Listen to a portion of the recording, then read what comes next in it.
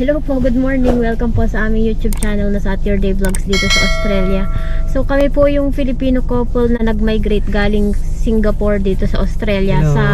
Para sa mga bagong manonood o kaya yung nakita lang nila tong video na to. So ngayon ay Sabado, pupunta tayo dito sa Castle Hill Tower, yung mall na usual natin na pinupuntahan. So, update lang sa panahon ngayon. Spring na, 17 degrees na sa labas. Mainit na. Yung ramdam mo talaga na mainit na. So, ngayon pupunta tayo sa Castle Hill Tower kasi i-claim namin yung palit sa salamin. Kasi dito yung, 'di ba, may extra cover kami. Yun yung benefits ng extra cover dito. 'Di ba pagka nag-migrate tayo dito, yung PR tsaka yung 491 visa, yung mga 190 visa, meron tayong benefits na Medicare. Pero yung extra cover, dagdag yun sa pwede nating i-apply. Babayaran natin yun para yung extra cover, hindi coverage. Hindi siya part ng Medicare. Yung Medicare, libreng ano yun. Oo, yung Medicare, libreng benefit sa medical, sa pag nagpa-check up. Pero yung extra cover, Yung choice mo yun kung gusto mo ng ganun. Ano yung mga hindi covered sa Medicare? Ang hindi covered kasi sa Medicare, yung pasalamin mo, yung dental. Dito sa New South Wales, walang ambulance na cover. Pero sa ibang state, alam ko merong ambulance na cover. So, yun yung wala dito sa New South Wales. Hindi ko pa alam yung ibang hindi covered ng Medicare. Pero sa aming case kasi, yun yung mga kailangan namin. Lalo-lalo na yung salamin. Dentista pa? Oo, tsaka dentista. So, last year ginamit na namin yung benefits namin sa extra cover. Nagpagawa kami ng salamin dito sa Specsavers. So, magkano nga ba yun? 199 for 2, diba? 199 for dalawang salamin. Pwedeng salamin na gantong pangbasa. Pwede rin isang shades. Pwedeng ganun. Pero yung shades, nilalagyan nila ng grado. Kahit maliit lang. Or same ng iyong, kung ano yung grado mo.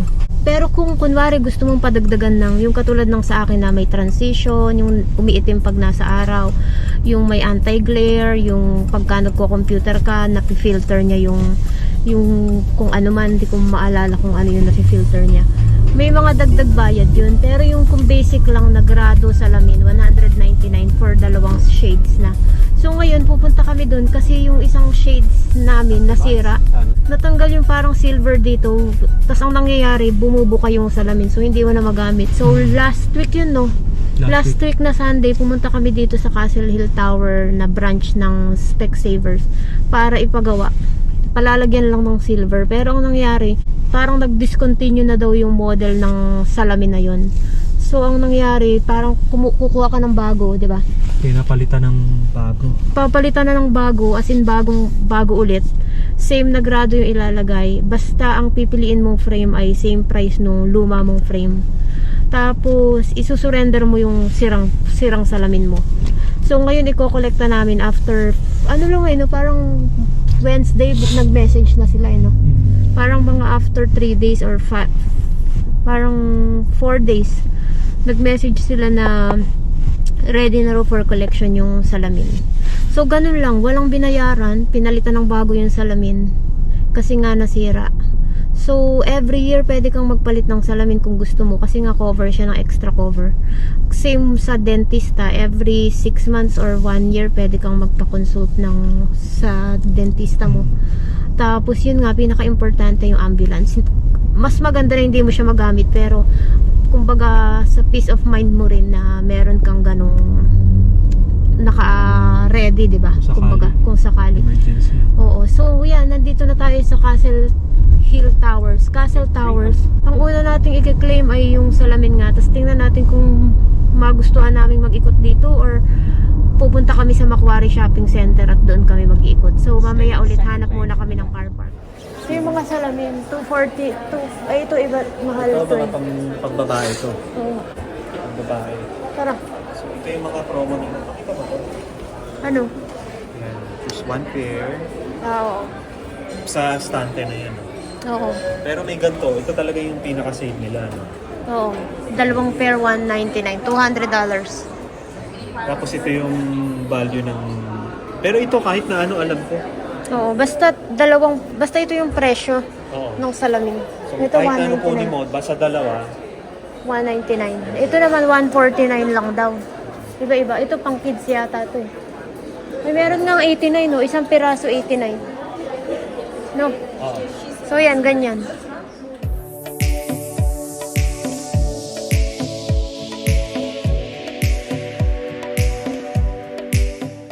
Yan, dito muna tayo sa Uniqlo. Ang tagal na natin hindi nag-Uniqlo eh, no? Ganda oh. Bagay sa akin. Palda shorts. Ganda nito. Ay, ganda. Diba?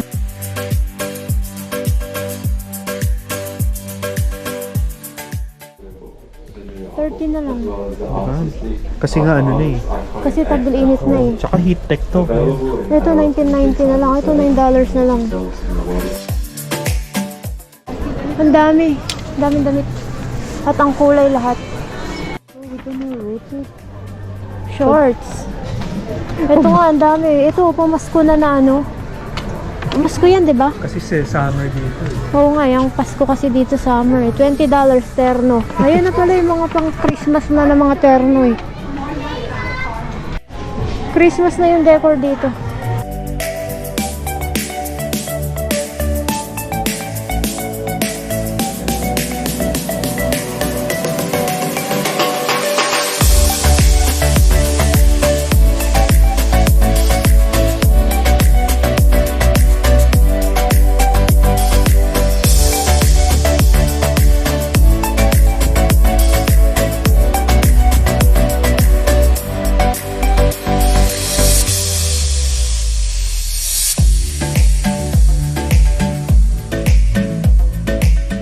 Paalis na kami dito sa Castle Tower.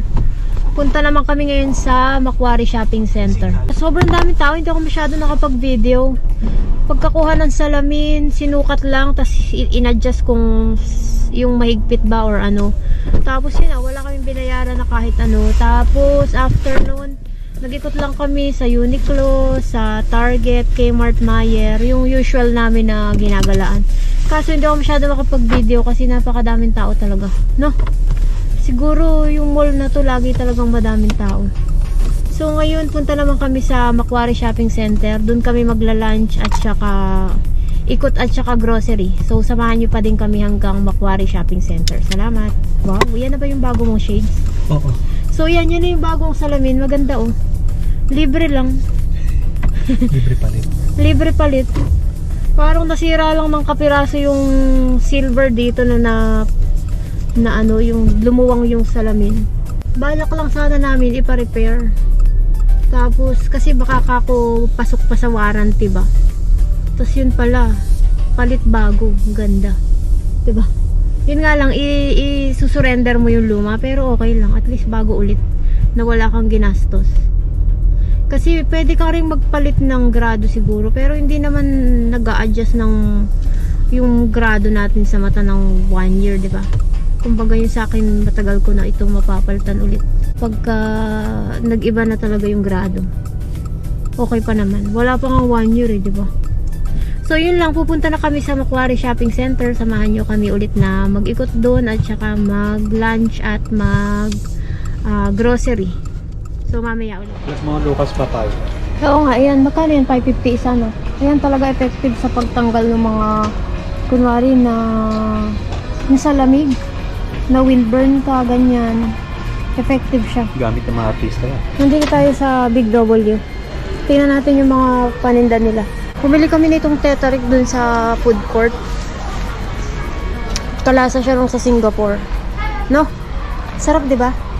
Pero ano, $6.50. Ay, $6 ang mahal. Pero pag na-miss mo yung lasa ng Singapore, pwede na rin paminsan-minsan. Ikot tayo dito sa Big W. Ang dami rin ditong ano sa Big W, mga toiletries. Kompleto rin sila yun, mga Cetaphil, ganyan. Mga pang face, ang dami. Ito pala yung mga, anong tawag dito, lotion, no?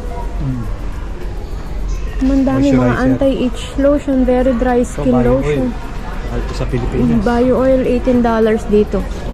Aveeno, ang dami. Ang dami flavor ng Aveeno. Tara, hanap tayo ng kung may mabibili. So, ang kinain namin sa food court ay bumili kaming fried rice, tapos chicken sa KFC. Kasi gutom na gutom kami. Gusto namin ng rice. Ayan, dito ano to? 13,750. Ang dami ditong lahat naka-yellow. Pero sa tansya ko parang mas mura sa mga Kohl's eh.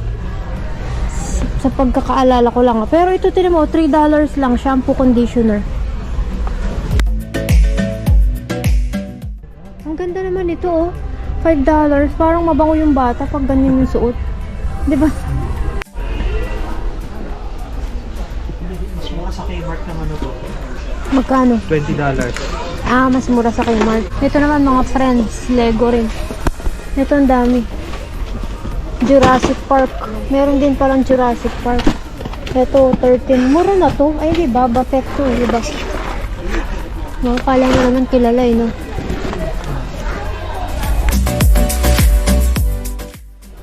Ito mga Pyrex na item, may discount lahat, 30% off. Ito, $9.80 na lang. Baunan. Ito, $7 na lang. Baunan. $6 lang, oh. Lalagyan ng mga kape. Lata lang na kinulayan ng itim. O, diba? Pwede na.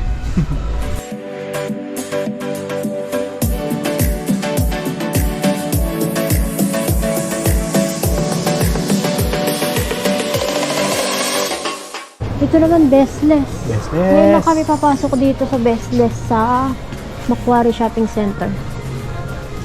Tignan natin nga yung mga paninda dito. Hindi ako familiar eh.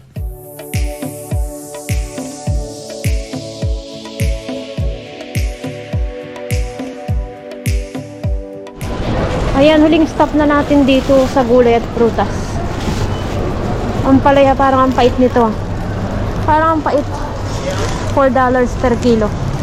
Talong, gusto mo? $5 per kilo. At least yung talong na to, yung parang yung sa atin. Gusto mo? Sige.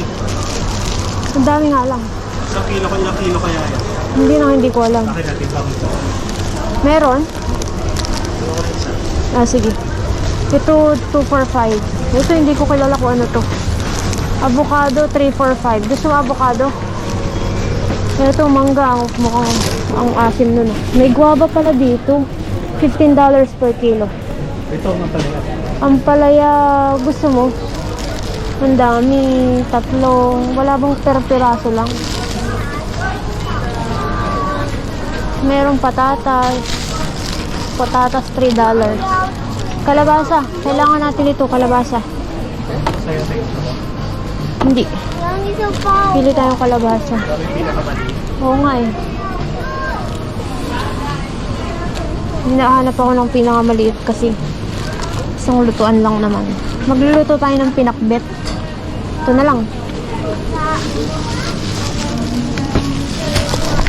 Carrot. Carrot na dark. Kulay Purple carrot, $6 isa. Aba, mahal siya ha. $6. Siguro sobrang healthy nun. No? Ito, ano gulay? Ito, ano kaya to? Lotus root pala to. $17 per kilo. Meron silang hilaw na papaya oh, pag gusto mo magtinola. $9 per kilo. Ito ang palaya, $7 per kilo. Kuha lang tayo isa.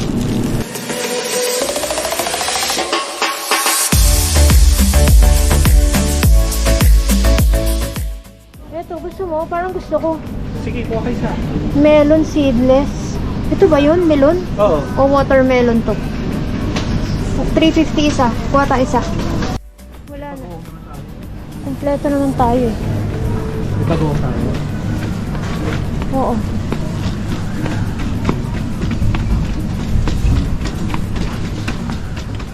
$5.50 na ng hapon. Sakto-sakto bago mag-3 oras ng parking. Para libre lang yung parking. So, ganun lang yung max namin sa mall. Minsan naman nalagpas din kami, no? Depende. Minsan napapalagpas. Pero ngayon, tinarget namin na bago mag alas 6 kasi napagod na rin kami. Nakakapagod din. Dahil pagod na kami, hindi na kami nakapunta sa Kohl's. Doon lang kami sa Woolies, dumaan lang kasi bumili kami nung tong salad. Tapos, dumaan kami sa Aldi, wala naman kaming mabili. Tapos, dumaan kami doon sa tabi ng Aldi na bilihan ng mga gulay. Bumili kami ng sangkap pang pinakbet. At saka yung slice na watermelon 750 ang isang slice kasi 2 kilo yun. Ang laki kasi ng watermelon na yun eh, no? So next time pala dapat ano tayo, no? Wala dito. Next time pala dapat mag-grocery muna kaya tayo bago tayo mag-ikot. Kasi minsan pagod na kami. Ayaw na namin mag-isip kung anong mga bibilhin namin. 'Di ba? Pero ang daming tao, no? Ang daming nag-mall. Hindi ko alam kung dahil madami bang sale o talagang madami lang tao sa mall. Ang daming tao, lahat may binibili. Tapos ayun lang, hindi na masyadong malamig. 19 degrees na ngayon ang temperature. Pero hindi ko pa kayang gumala na yung hindi nakapantalon. Nagiginaw pa ako ng kaunti. Siguro sa mga susunod na weeks, kaya na naka-shorts lang. So yan, magsi 6 o'clock na, pauwi na kami. Salamat sa inyong panonood ulit. Kahit na ganto-ganto lang yung video natin, nag-iikot lang sa mall at nag-grocery at nagtitingin sa mga paninda.